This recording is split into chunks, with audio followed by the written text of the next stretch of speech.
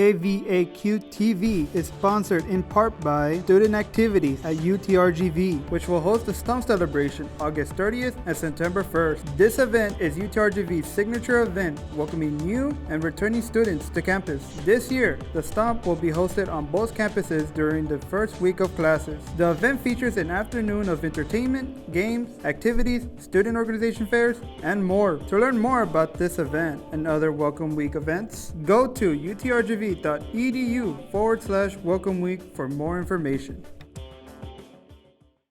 Coming up, the Texas Tribune hosts an event to discuss the success of Hispanic students. Details ahead.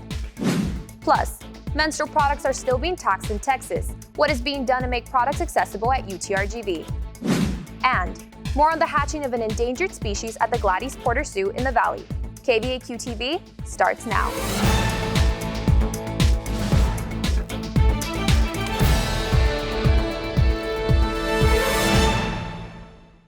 Hey there, vaqueros! Welcome back to this semester's first fall edition of KVAQ-TV. I'm Amada Valdovinos. Today is Monday, August 29th, and at the top of the hour,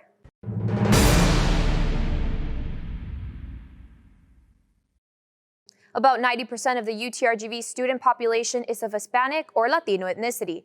The Texas Tribune held an event at UTRGV last Tuesday to discuss the success of Hispanic students here in Texas. Our reporter Xavier Aguilar with the story.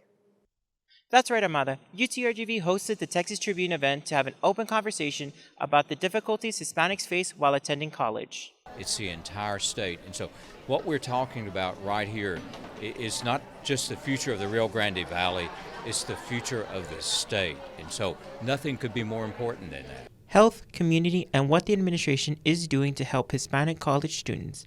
These are just some of the topics discussed last Tuesday. Director of Policy and Strategy at the Diana Naltalacillo Institute for Hispanic Student Success at the University of El Paso, Jacob Fraid, reinforced the importance of having this conversation. We are intentional about how do we get more Hispanics into college and how do we get more Hispanics graduate from college with a credential that is meaningful in the workplace. That's why we're having this conversation today, so that we don't sit here 20 years from now, look back and say, what could we have done differently? Let's get it done today. According to the former president of the University of Texas at Brownsville, Dr. Julia Garcia, the Hispanic community is one of the fastest growing populations in Texas and has the potential to become the majority.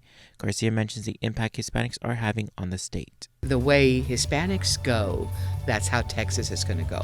So if we're more educated, we have better jobs, we have more money to spend on houses and health. And they're successful, they vote, they pay taxes, and they defend our democracy, and we need them for all of those reasons.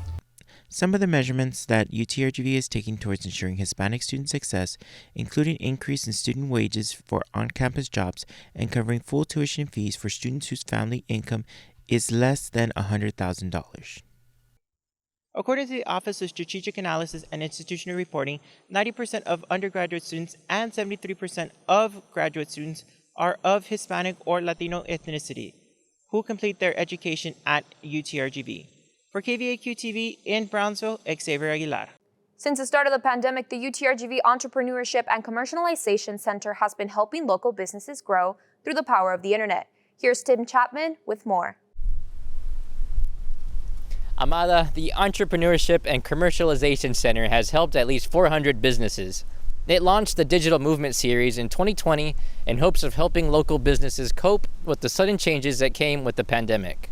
The ECC partnered with the City of Brownsville Chamber of Commerce and the Brownsville Community Improvement Corporation to create a COVID response team geared towards entrepreneurs and local businesses.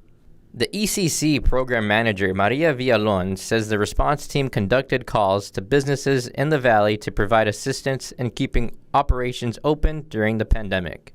Topics became common to a lot of the businesses that were familiar of the unknown, which was, the online presence, moving their operations into a digital platform to remain open. One local business that had trouble adjusting to the challenges that came with COVID was Amori Pan in Brownsville. Owner and founder of Amori Pan, Karina Saldivar, says her business had to close just 2 weeks after opening in March 2020. Had a brand new business on my hands, and I needed to figure out, because a lot of people didn't know it was here. Only a few here and there that had heard about me, from my house, from friends, but that's not enough to upkeep a business. Several of the people from the ECC were her own customers, which is how she was introduced to the program. Saldivar says, with what she has learned from the digital training sessions, she is planning on launching her products nationwide. UTRGV Director of Entrepreneurship, Innovation, and Commercialization, Linda Ufflin, says she hopes the ECC will be able to help entrepreneurs and businesses in the region succeed. For us to have as much outreach as we can to assist and support our small business community in providing them with the tools and resources to better service their needs and utilize what we now see as these digital platforms that are becoming essential for the business planning process and for the success of the business. With the help of a grant from AT&T and a partnership with RGV Partnerships, the ECC is in the planning stages of holding digital literacy sessions across the 4 RGV counties, which is expected to begin next month. For more information, you can contact the ECC at ecc@utrgv.edu or 956-882-4119. Reporting for KVAQ-TV in Brownsville, Tim Chapman.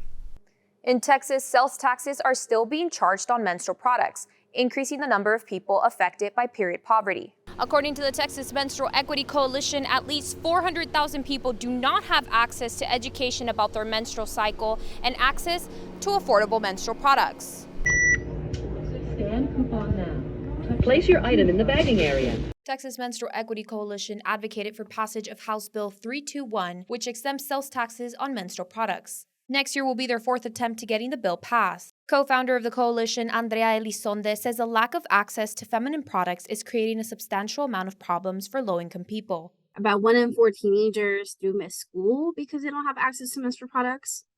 So that leads to lack of education opportunities. President of the Intersectional Feminist Student Organization at UTRGV, Ana Ornelas, shares her opinion on sales tax on menstrual products. It shouldn't be a privilege, and it's not okay that a lot of people with periods have to use toilet paper or socks or just feel dirty because of this. I feel like it should be accessible to everybody, and they shouldn't have to worry about coming up with the money to buy something so necessary and so basic.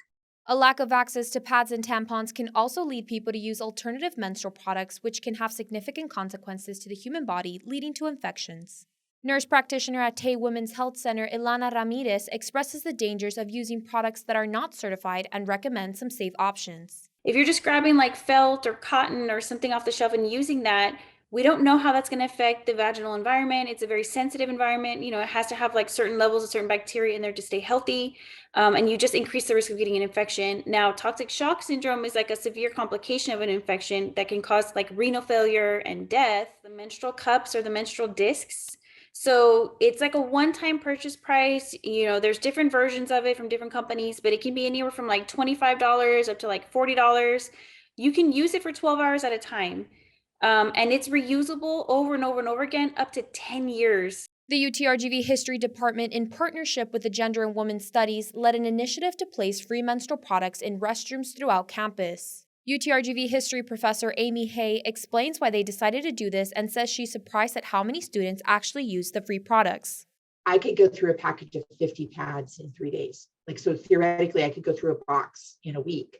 That clearly is an emergency use. That's someone who's needs to take them home because of cost. No young woman would have to be embarrassed because of an accident because she didn't have access to what is a basic hygiene product. Hay adds that she plans on sharing an idea to the Gender and Women's Studies program to create a pantry where UTRGV students could have access to free menstrual products. Gladys Porter Zoo announces the historic hatching of 6 endangered Mangsham pit vipers. Our reporter Jessica Amaya with more on what made it possible.